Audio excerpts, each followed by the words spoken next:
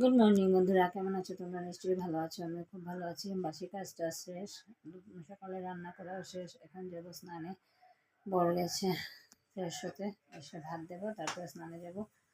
তো চলো আজকে ব্লগটা দেখতে থাকো। আজকে হচ্ছে মঙ্গলবার, নিরামিষ জানোই। আজকে হচ্ছে বিপন্নাসিনী, তো দিতে টাইম লাগবে, তার জন্য এখনো পুজো দিতে যাইনি। তো চলো দেখতে থাকো আর সঙ্গে থাকো। দিয়াই জিমু পরে গিয়ে এখন করে দিচ্ছি পূজা। আজকে হচ্ছে বিপন্নাসিনী বার, তার জন্য স্নান টান করে এসে এখন পূজা দিচ্ছি।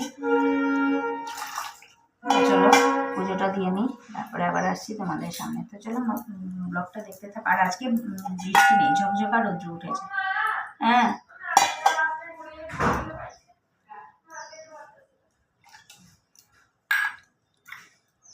তো চলো ব্লগটা দেখতে থাকো আর সঙ্গে থাকো।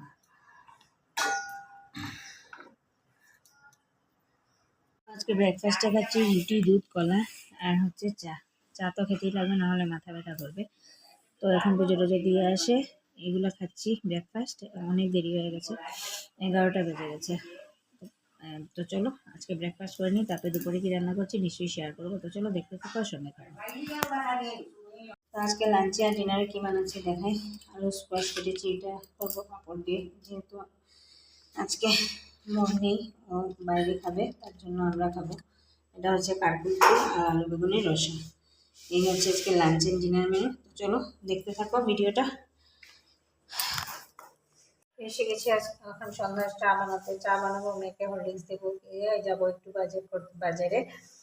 আর মেয়ে দিবে সিএটি পরীক্ষা, তার জন্য কোথায় পরীক্ষা এমনিতে পড়েছে শিলচর, কিন্তু কোথায় পড়েছে ওটা জানার জন্য। আর বাজারে তো কাজ আছে, তো বাজার থেকে আসি, তো যাবো, একটু বেরোবো।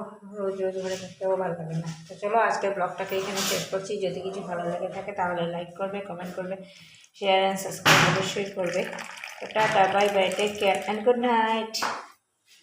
এরকম করে আজকের দিনটা কেটে গেল আমার।